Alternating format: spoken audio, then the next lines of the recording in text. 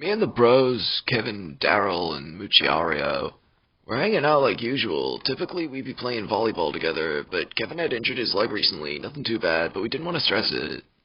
Nothing to do in particular, just hanging around the town, causing some trouble and having fun.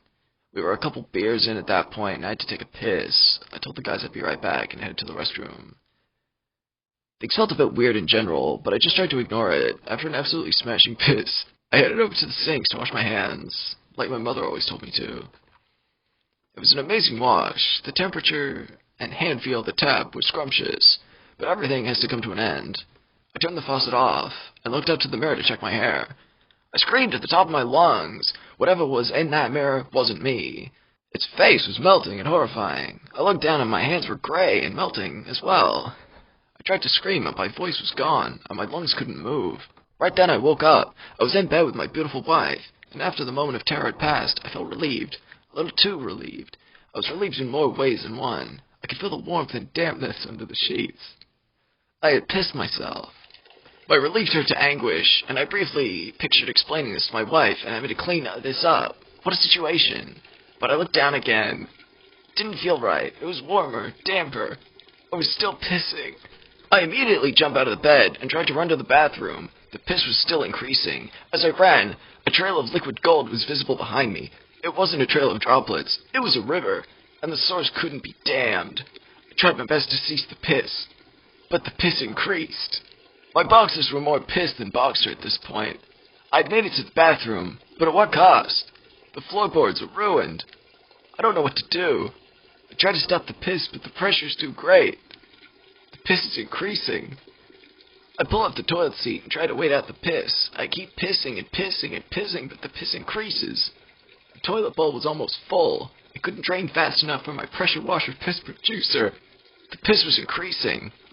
I waited until the last moment to abandon the toilet bowl. It was my only option I could think of.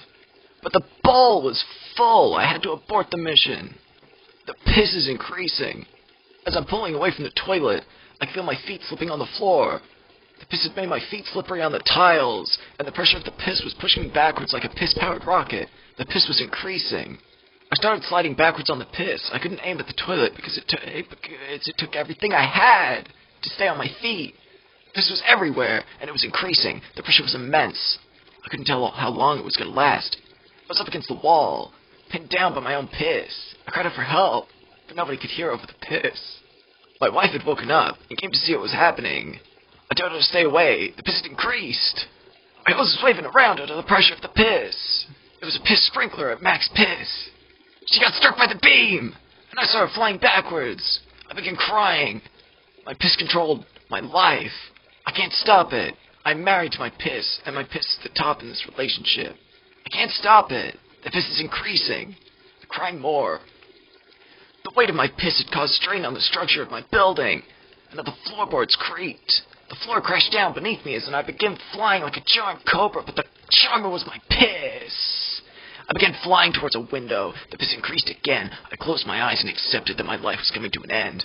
I waited for the piss to blast me into the sky. Right at that moment, the piss decreased. The piss was gone. I landed on the ground, coated in piss and tears. I was relieved. Ever since then, I've slept with an emergency piss evacuation tube connected, in case it happens again. I don't know my bladder, but it knows me, and it knows my fear. The piss controls me.